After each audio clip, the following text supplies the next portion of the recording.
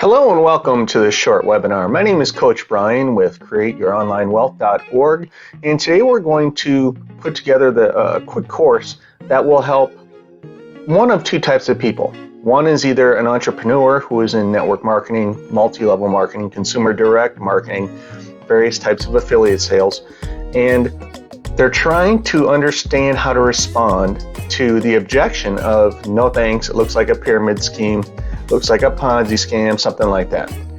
The second is a person who is in that consideration phase. They're doing their due diligence, they see a business opportunity, and they're like, man, this sounds good, but I don't know, is it a pyramid scheme? Because I saw something on TV that said we should be careful. And they're right, we should be careful these days. There are a lot of things going on that are a little bit goofy, so hopefully this video will help people in either one of those two situations. So let's first get into this immediate question, and that is a pyramid business model legal? Well, the answer is a resounding yes. Not only is it legal, it's one of the most intelligent and successful business models that we have ever seen. Now, far too many people who have failed in something will end up calling it a racket, a scam, a scheme, or something like that. So instead of listening to people who are always negative, I want you to do these two things instead. First of all, go and check out the laws. The Federal Trade Commission, and this is in the United States, so if you're in another country, go ahead and find the entities that cover and are responsible for consumer, trade, what have you. But back to the presentation. In the United States, we have the Federal Trade Commission, we have the Better Business Bureau. These two websites and agencies are phenomenal at helping us put together the answer to the question, is this business, whatever it is, legal? Now, once you determine it's legal, then go get advice from the successful. What do I mean by that? Failures, in other words, financial failures or career failures, they are human beings, and human beings get embarrassed. And personal accountability isn't very popular among many types of people. So it's far easier to claim that the business they tried was a scam rather than admit they didn't work hard enough or they couldn't develop the skills needed to succeed. So let's look at, these are three of my favorite industries, and I want to show you how they are all built on a pyramid business model. You have retail sales. So the retail sales person is oftentimes going to be working for commissions, and they're going to have a shift leader, which is normally the first level of promotion in a sales organization, and they're in charge of scheduling and things like that. Then you have the team leader above them. Then above them you will have a sales manager, and then above them you have a district manager and a regional or national type manager. Now, the salesperson gets commissions. Then the next two folks normally get a little bit of a salary and maybe some commissions. Then you have the sales manager. They will get a little tiny piece of the percentage from what the people beneath them are making. Same goes from the district manager. So if the salesperson makes 20 bucks, maybe the shift leader makes 2, the team leader makes 2, the sales manager makes 1, the district and regional guys get 50 cents. That doesn't sound huge until you have hundreds and thousands of employees beneath you working, okay? If we look at insurance or real estate, now both of these industries are phenomenal, but they can be challenging because you have to go get a license and you are on the hook legally for your actions. That being said, look at that middle. This is where we all start. In most cases, people want to become an insurance agent, they want to become a real estate agent, so they go get their license. A few things may happen here. Once you get your license, you've already invested let's say 500 bucks in getting your license and passing an exam. Now you go to work. And what does work mean? Marketing. Calling people, contacting people, that sort of stuff. That's normally the time when people quit. And I'm talking like 75 to 80% of people will just quit. Of the people that stay, a lot of people are like, man, I love the industry, but I don't like doing the marketing stuff. Well, they become licensed assistants or processors or transaction coordinators, anything like that, okay? Because the law says that in order to have something to do with these transactions or policies, you have to have a license. Because you have to know what you're doing. You're messing with people's lives, right? But the licensed salesperson that an assistant works for, they're kind of like the opposite of the person we talked about earlier who quits because of the sales and the marketing. The licensed salesperson loves it. So they're out there building up business. They're building their book of business, and they want to leave the day-to-day tasks to an assistant that they can trust. Now you have a licensed broker above the salesperson. The broker is the one with all the experience. They have a business entity and or brand that the salesperson can work underneath, and which gives that new salesperson a little bit of credibility. Now, how does everyone get paid? When the insurance policy is sold and has been paid, and or when the real estate deal has closed. In other words, closing is done. These are when people get paid. The brokers will get a little piece. The salesperson will get the larger piece. The licensed assistants will get a tiny piece. And it's how the system works. It drives people to work harder and be more successful. By the brokers getting a little piece, that motivates them to train and support the salesperson so the salesperson can be financially successful. By the licensed assistants getting a tiny piece, that is helpful because they're doing the work that the licensed salespeople probably don't like to do, or maybe they're not good at. But the licensed assistants, the processors and transaction coordinators have a specific and very good eye to detail. They're able to concentrate, focus, and get things done right the first time. So in all three of these systems, that pyramid business model works because you're getting a person or an entity with experience that allows a new person to come in, work in the industry, and really learn the environment, especially in real estate and insurance. You know, when you go there and we get our licenses, you just have a license, which means you know the laws in your state regarding what you can and cannot do. But it doesn't really, those licenses don't teach you how to make a career of something. That's what the broker does. And then the assistants, again, they're phenomenal because they know what they're talking about. And although they don't like sales and marketing, they do like doing a job right. And they have a great attention to detail, and they help the whole thing work. So when someone says it looks like a pyramid scheme, they're not really speaking, in most cases, from a position of knowledge. All right, so let's look at three more types of pyramid business models. Let's start with your traditional company. Okay, you have the CEO, and this is on the left. You have the CEO, the president, down to VPs, middle management, team leaders, supervisors, and entry-level employees. Now, why does this work? Because it's stable and it's fair. When we're talking about value to the marketplace, the folks at the bottom rung of that pyramid, the entry-level employees, they are the easiest ones to replace.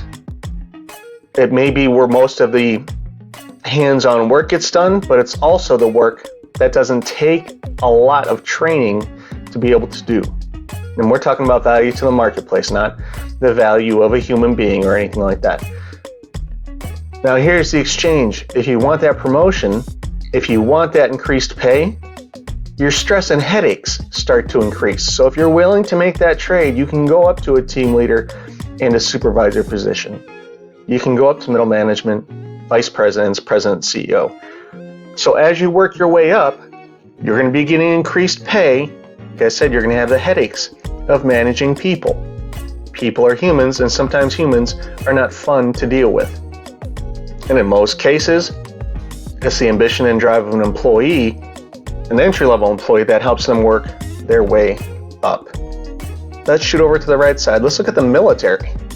The military, the bottom rung, let's call that E1s to E3s. If you guys, this is the military in the United States enlisted ranks, E1 to E3, right? So you have privates in the Marines and the Army, you have airmen in the Air Force, you have seamen in the Navy. Then let's say you get that, you might get a couple of promotions here, but then you get this E4 promotion, which is when they are really prepping you for leadership.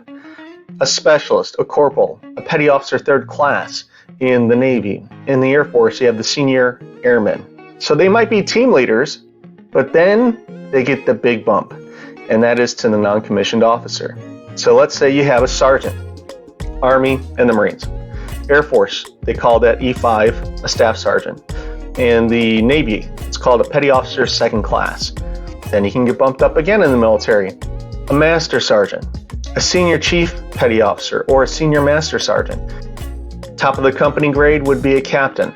If you go to 07 and above, you have generals. When we look at the two pyramids on the bottom, what does it take to get promoted in each one of these items? Look at the acronym TASK, which is time in service, time in the industry, basically your time in / experience. A is your abilities, skills, and knowledge. That's what a person needs to improve on their task if they want to get promoted. Now, what we didn't work into the acronym is the personality issues, because yes, sometimes it's who you know. Sometimes there's personal conflicts, all that, and I understand that. But for the most part, task. If you stay on task, you can work your way up if you would like to. However, there is very limited spots in these upper ranks. So ask yourself, what is the chance that your entry-level employees will become the CEO? What is the chance that your E1, C3s will become a general? When you're looking at network marketing or multi-level marketing, what is the chance that a new member is going to become the highest ranking in those opportunities? In all three of these pyramids, the answer is not likely, but the reasons are different. In the bottom two, it's because there just aren't those spots available. It doesn't make sense for these bottom two pyramids to try to create every person who comes in at the bottom rung the top level spot in that entity. With the very top one, it's a little bit different. The people at the bottom tend to wash themselves out because they just learn and decide that they don't like sales and marketing. The people above them, these are the folks that do everything they can to support and make that newer member at the bottom financially successful. The reason is these people higher up are not going to be able to achieve their financial goals unless they make the people beneath them financially successful. And that is an important difference when you're looking at the three different types of businesses. Do the middle management people try to get their team leaders and entry-level folks raises every month? Is that their goal? No. They're going to get paid the same either way, the middle management. So there's no benefit. And a lot of times there's an ego threat. And that can be said for both of the bottom ones. Ego gets into play and they want to be in charge of somebody. They don't want, or maybe they even have a fear of people taking their position one day. Does the CEO make more money because he pays his entry-level people, his middle management people more money? No, actually it's the opposite. The CEO and president, the senior leadership of a company, will make more money when they can increase profits. So if they can hire people, if they can get people into work for a lower wage and then sell their products or services a little bit higher, that's how they make their money. In the military, the whole money thing doesn't really apply because it's very transparent. Everybody knows what everyone's making at a certain level. The only thing that comes into play there is ego, and sometimes it's who you know when you want to move up. But the top pyramid, that consultant wants that new member to earn more money. The manager wants that consultant to earn more money. The executives, the directors, the diamonds, the ambassadors, whatever your company calls it at the top, they want that person beneath them to be making more money because that in effect increases their pay as well. Someone says it looks like a pyramid scheme. Again, they're not speaking with knowledge. I was listening to an FTC employee give a real quick example of how we can tell whether something is legal or not. Do the people in home businesses get paid from the sale, the commissionable sale of a product and or a service? Yes or no? If they do, that means it's probably legal. Now, is the compensation plan transparent with equal opportunity? In the military, Yes, it's very transparent. Everybody knows what everyone's making. And as long as we hit certain point levels, complete certain courses, have the time in rank, we get our promotions, generally speaking. With companies, compensation is not transparent. It really isn't. Because we might know someone's base salary, CEO, president, but we don't know the extra things on the side. The benefits package, the options, the company vehicles, travel, that sort of thing. What about entry level or middle management? Have you ever seen an ad on a job website, Indeed, LinkedIn, whatever? When they list a job posting for a middle management person, the salary is listed. It will say something like varies or a range. That way, that person can come in, the company can make the offer, and then if the person doesn't like the offer, then we can start to negotiate. The employee's goal is to get the most they can in that situation. The company's goal is to hire a quality individual for the least amount of money possible. So it's not transparent. They don't have the best interest of the employee. They have to think about the interests of the company above all else. So that's why when people kind of talk junk about home businesses being a scam, when you look at it right the way a regular company runs, it's just not an intelligent argument. Now in the military, like we said, money is very transparent. Opportunity should be, but sometimes it's not. Because again, personalities get involved. Ego gets involved.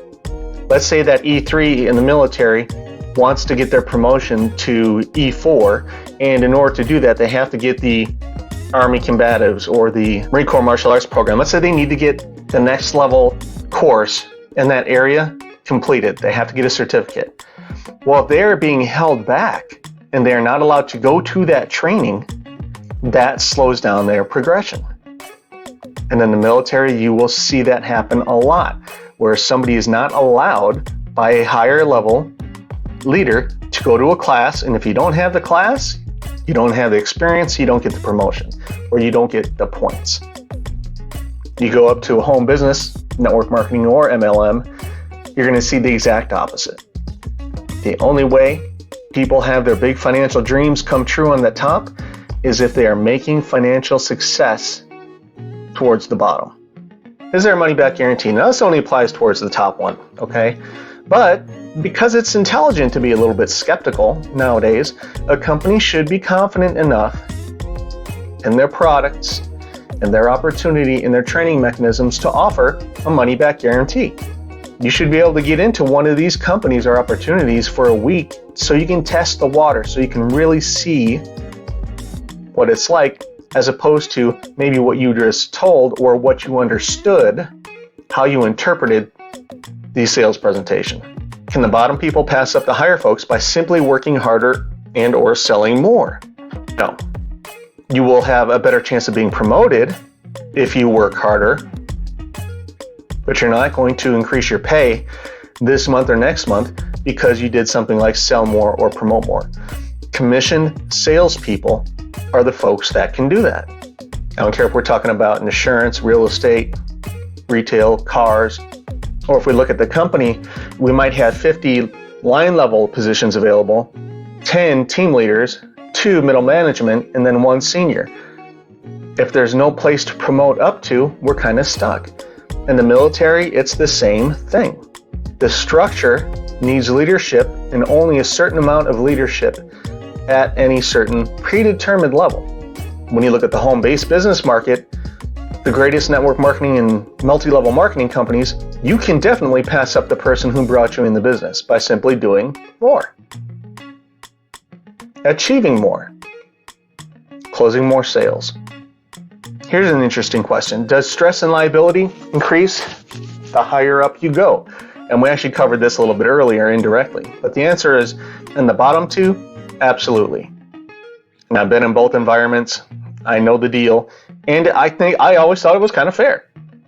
If I get paid more, I'm going to be responsible more. I'm going to be on the hook for more things. I'm going to get called to the carpet for my subordinates' actions, which brings up maybe a more specific type of liability. You don't just have direct liability, because everybody has that. You have vicarious liability. In other words, you can be liable for the actions of others even if you were not present at the time something bad was done. I'm going to go back up to our top home business opportunity. The more money you're making, the higher promoted you get there. You're not increasing your vicarious liability, and you're definitely not becoming more stressful and overworked. It's people at the higher levels here, you always see, are beaming, happy and energetic. And then the final question we'll look at is, can you take days off, time off whenever you want, without being yelled at, fired, cut from the team, whatever? With the bottom two pyramids, the answer is maybe. When do we see people doing that? When they're at the top of the pyramid. They kind of do what they want. They have that flexibility. The people at the top of the pyramid have that flexibility. In some of the worst cases, they abuse it and they don't support the people beneath them. Why? Because having unhappy, unsuccessful people beneath them doesn't really affect their immediate pay. And I worded that very specifically, doesn't affect their immediate pay. And the top one, you are in control of your day. That's why you see single parents achieving great success in home-based business. That's why you see people who are ill or have a disability, so they're homebound, doing very well in home-based businesses. It's because it is flexible. Now, in the beginning, it might not be as comfortable, because when you're lower listed in the military, you know your income is stable. Whatever your benefits are, you know what they are. And then you have the protection of a corporate or military leadership umbrella. When you're working in home business or any type of sales, that can get a little bit froggy at first. So, when you hear the term, or when you hear someone say, no thanks, looks like a pyramid scheme, don't get angry, just think about the situation. They're not speaking from a position of knowledge, which isn't a slam on the person, they just don't know yet. And then look at the two bottom pyramid business models and think, have I ever been schemed or scammed or treated unfairly in one of these ones here? And where is the purest form of opportunity amongst these three? In the beginning of the webinar, I said this was for two different types of people. Folks who are trying to deal with an objection during a sales process and or someone considering starting up a home-based business. Hopefully the presentation has given you a more complete way of examining the situation that you are specifically in. And who knows, it may or may not have changed your mind, but at least we put this out there for consideration, and you can be transparent or more complete in your understanding of the topic as a whole. Until next time, my name is Coach Brian. Take care.